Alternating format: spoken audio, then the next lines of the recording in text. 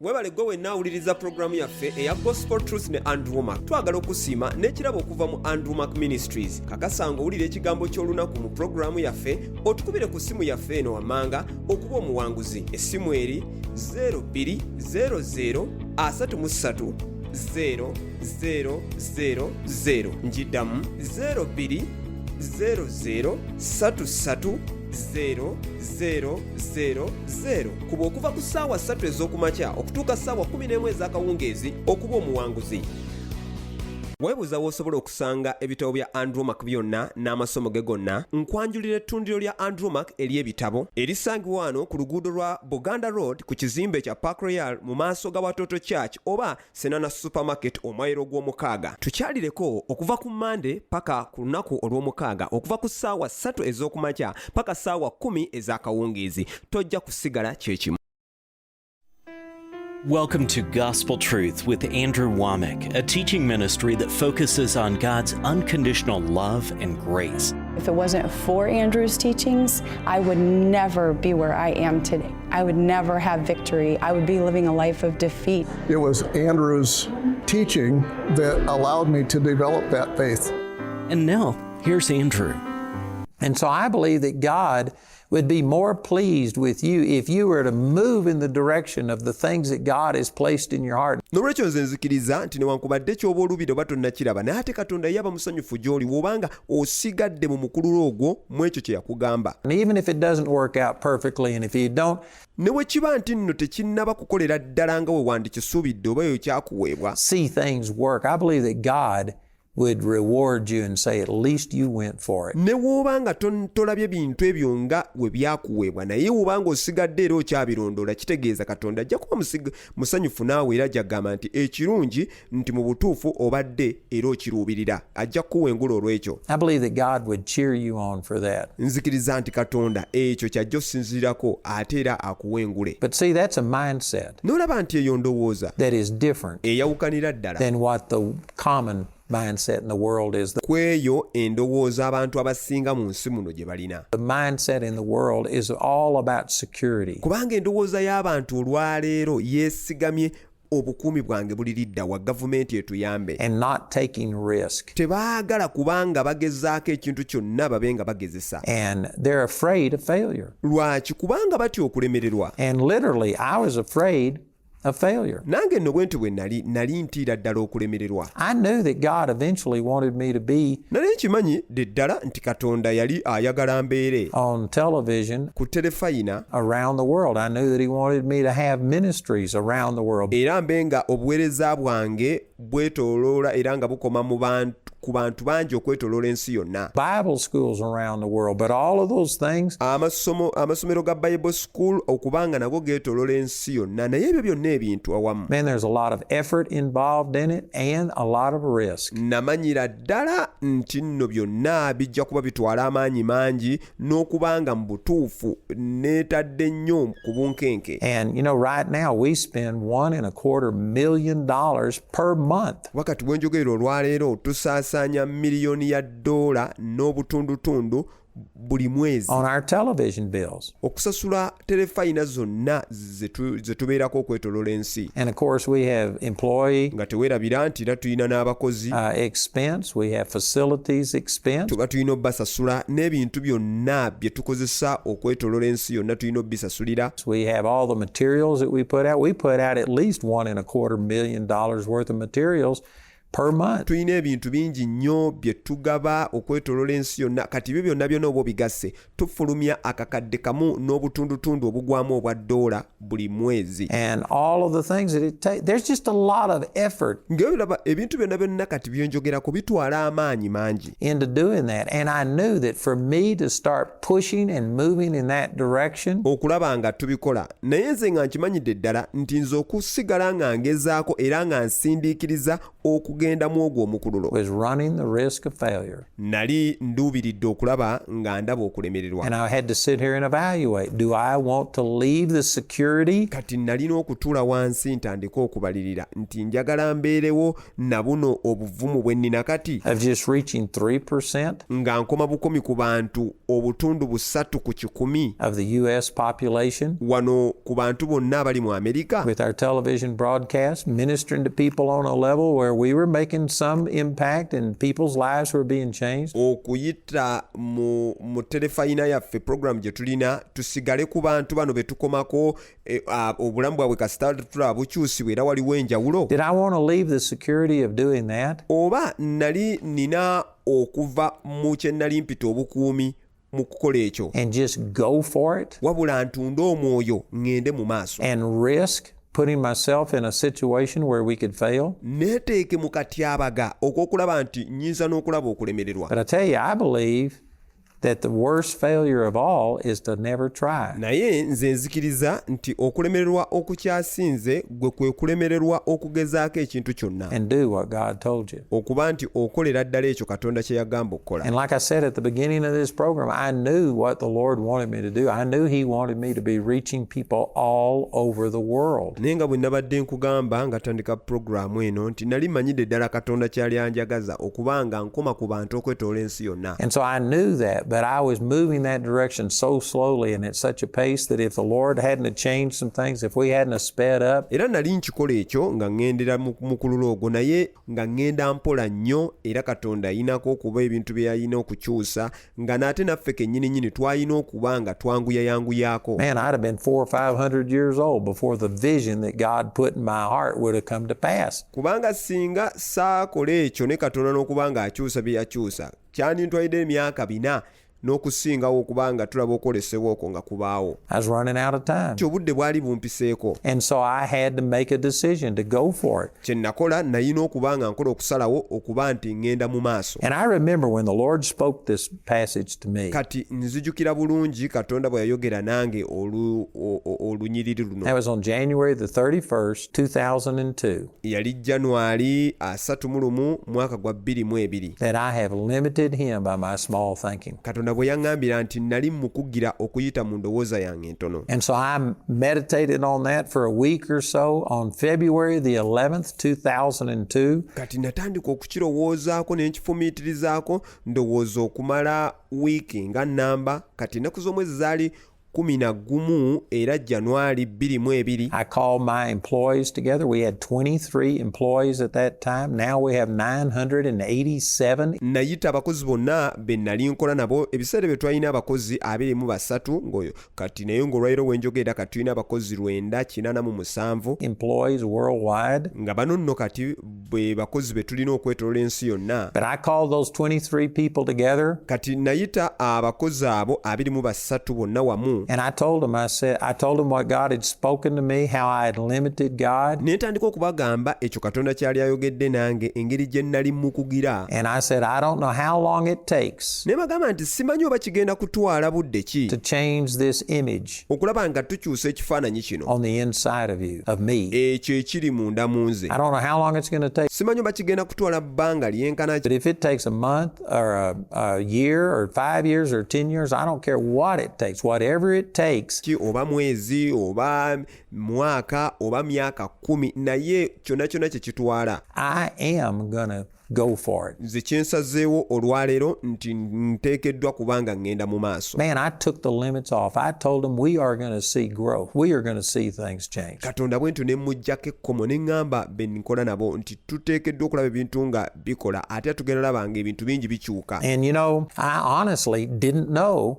how long it was going to take. naye ng'ekyamazima nga njogera ebyo nali simanyidde ddala oba kigenda kutwala bbanga ki oba oli awo To start seeing physical results. okulaba nga tutandika okulaba ebikivaamu ebyo ebikwatikako. But I was shocked how quickly things turned around. Nze newuunya bwewuunya engeri ebintu gye byakyuka amangu ddala. I remember that was on February the 11th. Nzijukira nti gwali mwezi gwa 2 olunaku lwali nga 11 that I made that announcement to my staff. olunaku lwero lwennyini lwe nakola obubaka ne mbugamba abantu bonna be nali nkola nabo. And Jamie and I were scheduled to have a board meeting with our board. And one of the problems that we had had 3 managers run our ministry prior to this time. Kati nze ne mukyala wange Jimmy twali tuteekateeka ate olukuŋŋaano lw'abakulembeze ab'oku ntikko. Omanye ebiseera ebyo twalina obuzibu obw'amaanyi mu buweereza bwaffe. Twalina abakulembeze b'obuweereza baffe 3 abaali batukolera akaseera ako. And without exception, they just couldn't understand me giving things away. Naye nga siimenyeemu kintu kyonna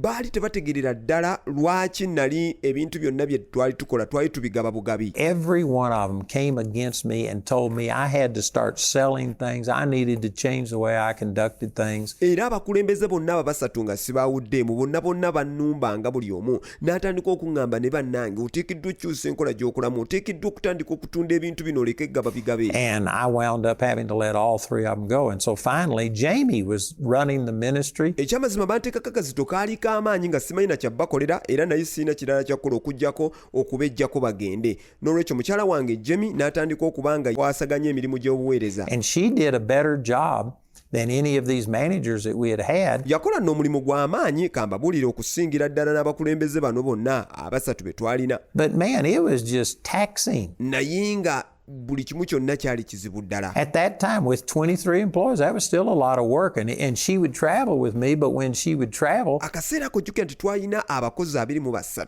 ng'era bangi nnyo ddala kyali kimuwa omulimu gw'amaanyi ate nga jjukira nti twayinanga n'okutambula ffenna. And come back, she really didn't enjoy the travel because she was just thinking about all the work that was piling up while she was gone. Kati buli bwe twagendanga mu ŋŋendo naye okuweereza kati n'eŋŋendo ezo tezaamunyumiranga lwaki kubanga yeeraliikiranga bweraliikirizi kati ate emirimu egiri mu kubanga gyeyongerako gye twaleseeka gyagenda osanga ng'alina okukola. And how she would have to work n'okulowoozanga nga w'alina okukola. To overcome it. So for about a year, okulaba nga bino byonna abivvuunuka. N'olwekyo kati omwaka mulamba. We had been saying we've got to get somebody else in here to help us run this ministry. Twabeeranga tuli awo tusaba busabi nga tugamba bannange Mukama tuteekeddwa okubaako omuntu gwe tufuna atuyambeko mu kuddukanya obuweereza buno. And make it work. Buli kimu kyonna akireetera okuba nga kikola bulungi. But how do you find somebody ne kati omuntu omuzuula otya that will run a ministry and yet give everything away? Agenda okuba nga addukanya obuweereza kyokka nga ate buli kimu kyonna kyo tukiwaayo buwi. It just goes contrary to most people's thinking. Nti ekyo kikubaganira ddala n'ekintu ekyo omuntu yenna kyasobola okuba nga alowoozaako. And I expressed those thoughts to one of my board members. Kati endowooza yange ezo nezibaako omuntu omu gwe nazigabanako naye omu ku bakulembeze ab'oku ntiko. And I told him, and he was working for Sears, and he actually ran what they called or taught in Sears brand. Yali nno mukulembeze wa ku ntiko ng'ayina kampuni gye bayita Sears nga bayina nabyo bye baalinga bakola. Central. And he trained managers for the Sears stores. Nga ye nno omulimu gwe gwali gwa kubanga ateekateeka obanga akola n'abakulembeze ng'abateekateeka okubanga batwala ebifo ebyenjawulo mu kampuni eyo gye yali akulembera. And so he was a high level executive. N'olwekyo twogera kati ku muntu eyalina obukulembeze obw'oku ntiko. And yet he had my heart and understood me giving things away. Naye ng'ate yalina omutima gwange gwennyini ng'era ye ategerera ddala lwaki nawangayo ebintu byonna ku bwereere. And I had told him some of these frustrations about how do you ever find somebody. Kati nali gwe ntera okugabana naye nga mugamba ne bannange ozuula otya omuntu ddala omutuufu that has the talent and yet will allow you to give all of your teachings away. Nga alina talanta ey'okuba omukulembeze ow'obuweereza naye ng'ate asobola okuŋŋanya okubanga n'ebintu nga babigabe. And so anyway, we had a board meeting scheduled. I had a family member die. I had to call and cancel the board meeting. Kale nabadde nga bwe nabadde bagamba nti tweteeseteese olukuŋŋaano olwawamu olw'abakulembeze ab'oku ntikko naye mu kaseera ddala we twalina okuba nalwo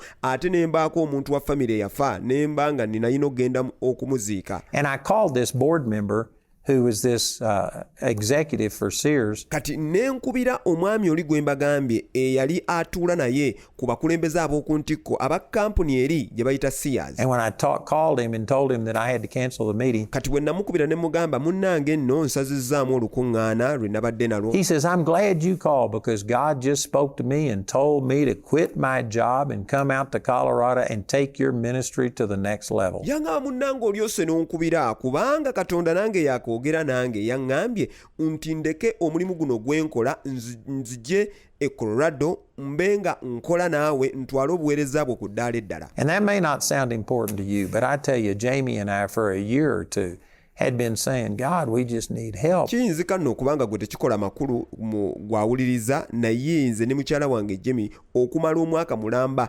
twalingaawo nga tusaba Katonda. How do we find these people? Nga tugamba bannange Mukama tuzuula tutya abantu nga bano. Show us how to do this. And instead of me pursuing somebody just announced to me that they were coming. Tulage engeri gye tusobola okukikolamu kino tufune omuntu omutuufu agenda okutwala obuweereza buno mu maaso. Kati nze mu kifo ky'okuba nti nkisindiikiriza noonya omuntu omutuufu. Laba omuntu ye bw'anneepuya n'aŋŋamba nti owange nze ndi mu kujja.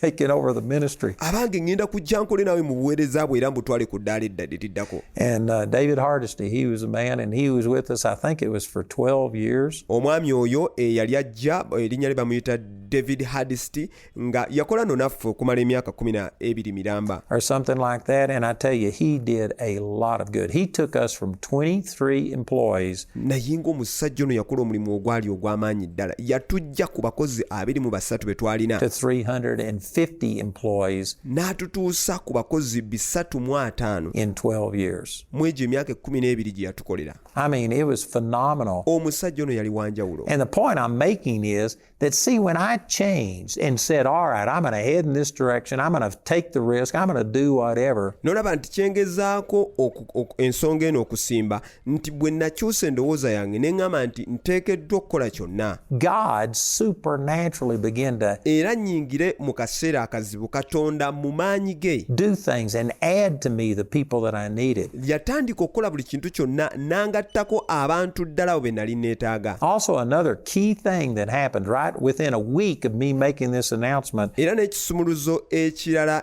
kyenyinza okugamba nti nali sinnaba kubanga nfulumya amawulire gano to my staff. Eri abakozi bannange bonna. A key thing was I was wanting to increase our television outreach. Ekisumuluzo kyali nti nali njagala kuba nti nyongera ku bunene bw'abantu be twali tutuukako oba be tukomako okuyita mu programu yaffe ya telefayina. In the United States. And I knew Marcus and Joni Lamb. Wano mu ggwanga erya America kati nalina abaami babiri be nali mmanyi, Marcus ne Johnny Lamb. I had been on their television program numerous times. They had me teach. I considered them to be friends. Naliko ku programu zaabwe ez'enjawulo ze baabeeranga nazo ku telefayina era nga basomesa nga bampa nange omukisa.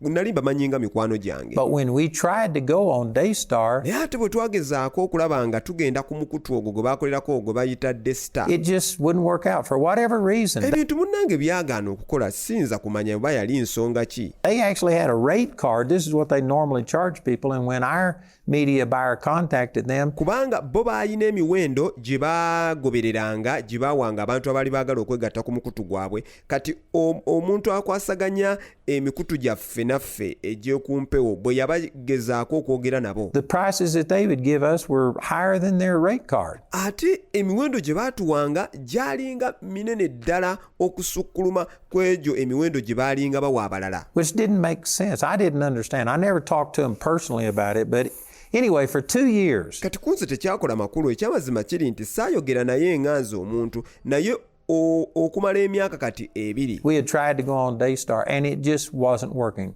Twali tugezaako kulaba nga tugenda ku mukutu ogwo naye buli kimu kyonna kyali tekikola. For whatever reason. Ng'era n'ensonga siyinza kugamba oba yali ki. Within 1 week naye ate oluvannyuma lw'ebyo byonna okuyitawo wiiki emu of me making this announcement to my staff about I'm taking the limits off God. bwe nali nga mmaze okulangirira era ne ŋŋamba abakozi bannange nti bannange nsazeewo okuggyako mu Katonda. And I'm going to believe big. Ngenda kati kutandika okuba nga nzikiriza ebinene. Within 1 week. Mu wiiki emu yokka bweti. I got a letter from Marcus Lamb. Bwe ntyo bwe nafuna ebbaluwa okuva ew'omwami oyo Marcus Lamb. And Marcus Lamb said, "Why aren't you on Daystar?" Marcus Lamb n'ambuuza, owange lwaki toli ku mukutu guno ogwa Daystar? We don't know what the problem is, and finances shouldn't be a problem. He says, "You send us a program. You start on Monday, and I guarantee you we will work it out." Omwami nange namugamba nti mu butuufu nange simanyi lwaki.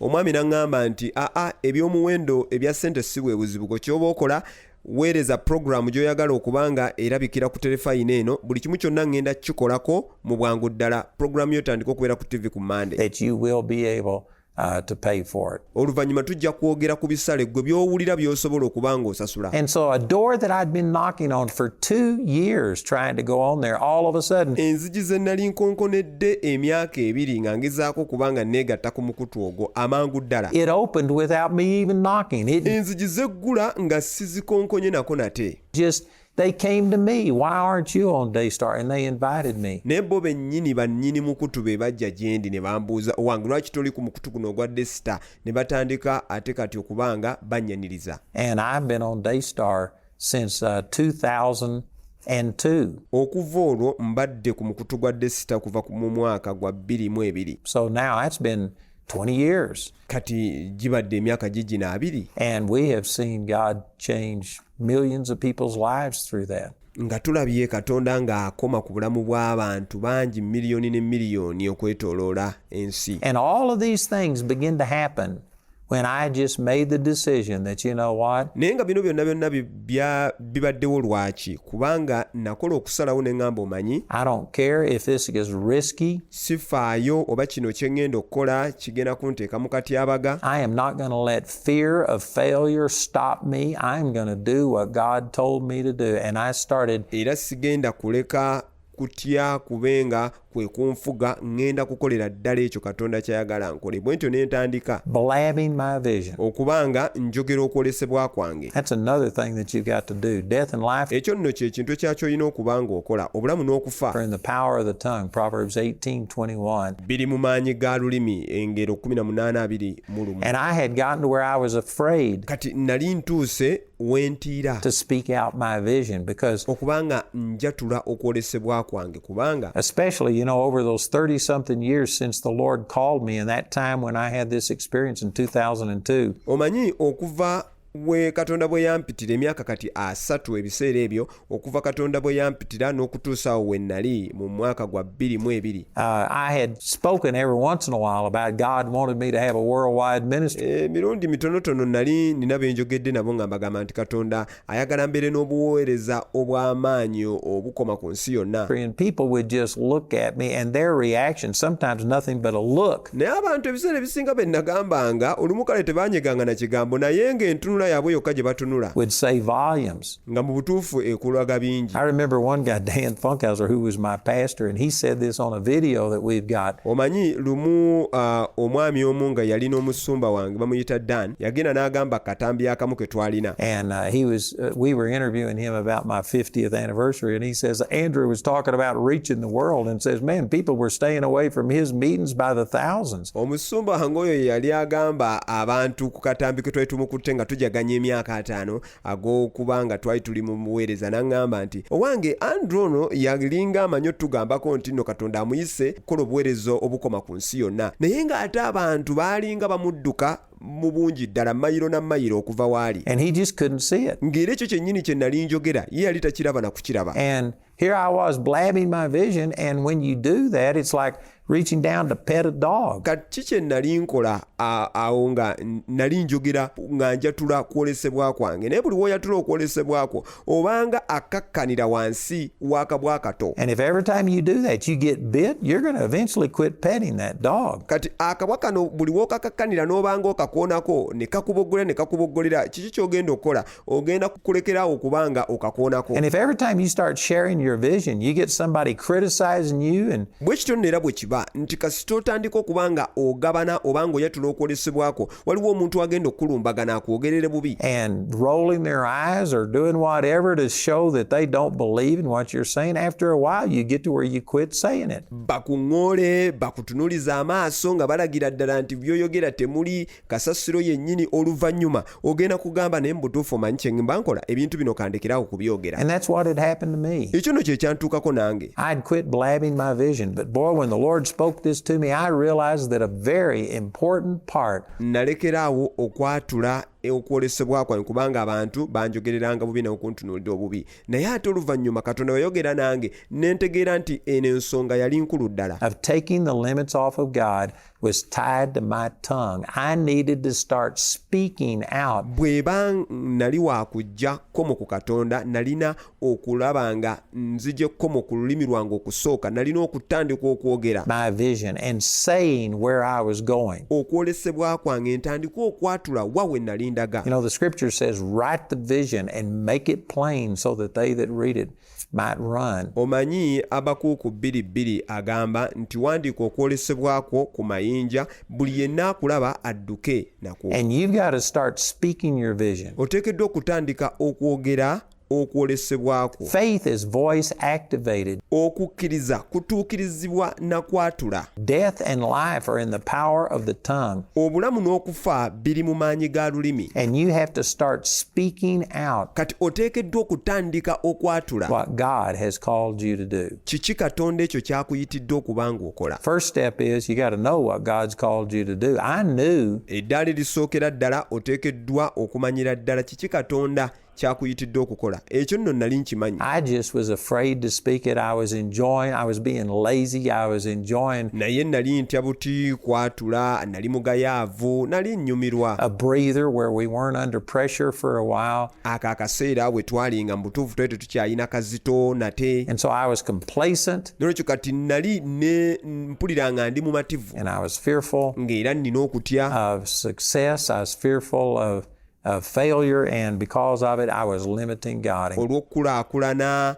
olw'okulaba nga neeyongerayongera, n'olw'okuba ebyo byonna nga mbigassa wamu nali nteeka ekkomo Katonda. God showed me those things, and praise God, it's been a great ride since then. Katonda bw'atyo nno bwe yava okubanga andaga ebintu ebyo. Naye neebaza Katonda nti okuva olwo bannaye kabadde kaseera kanyuvu nga tutambula wamu ne Katonda. I've got this book entitled Don't Limit God. We've got a little free static clean sticker we're giving away. Nina akatabo kano era nga akatabo kano nakatuuma nti toteeka kkomo Katonda. And we've got a brand new teaching entitled Don't Limit God 20 years later. Ng'era akatabo kano era nakagyamu essomo eppya nga nalyo liyitibwa ntoteeka kkomo Katonda oluvannyuma lw'emyaka 2. I believe it'll be a blessing to you. So listen to our announcer. Nzikiriza nti akatabo kano kagenda kubeera ddala mukisa gy'oli. Njagala nowulirize obubaka obugenda okuweebwa as he gives you this information about how you can receive these products. And please call or write today. ng'oyo yenna agenda okuwa obubaka agenda kukubuulira ofuna otya akatabo kano.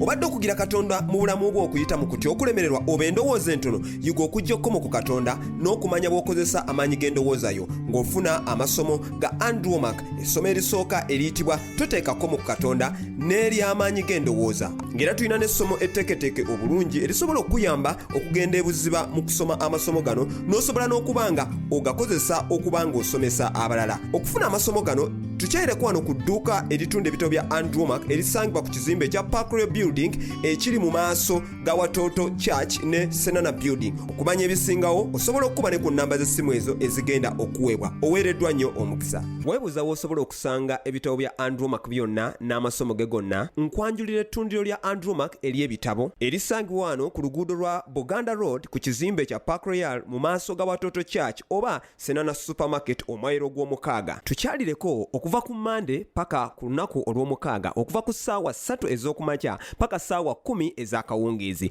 Tojja kusigala kyekimu. Weebale kuwuliriza pulogulaamu yaffe eya Gospel Truth. Tukkiriza nti oweereddwa nnyo omukisa okuyita mu kusomesebwa kuno. Bw'obanga oyagala tusabeko naawe oba olina ekibuuzo kyonna oba olina obujulizi ku ekyo Katonda ky'akoze okuyita ku pulogulaamu eno, tukubireko ku nnamba z'essimu zino wammanga 0200 330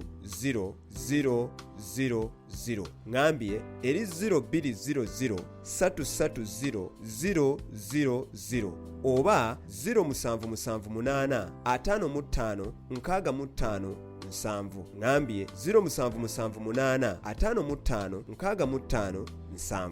Ku lw'okwagala kwa Katonda okutaliiko kkomo gy'oli twogera omukisa gwa Katonda, twogera enkulaakulana era twogera okunyezebwa mu linnya lya Mukama waffe Yesu. Oweereddwa nnyo omukisa. Are you in sickness, in deep thoughts, drowning in depression? You feel stuck and nowhere to turn? Andrew Womack Ministries and Charis Bible College invites you to the healing experience. Every last Thursday of the month, starting at 5 p.m. at Park Royal Mall, 5th floor, along Luganda Road. God is a faithful God. When you believe on Him, your healing is always available. Your healing is today. Webale gwe wenna awuliriza programu yaffe eya Gospel Truth ne Andrew Womack. Twagala okusiima n'ekirabo okuva mu Andrew Womack Ministries. Kakasanga owulira ekigambo ky'olunaku mu programu yaffe, otukubire ku simu yaffe eno wammanga okuba omuwanguzi. Essimu eri 0200 33 0000. Njiddamu 0200 33 0000. Kuba okuva ku ssaawa 3 ez'okumakya okutuuka ssaawa 11 ez'akawungeezi okuba omuwanguzi.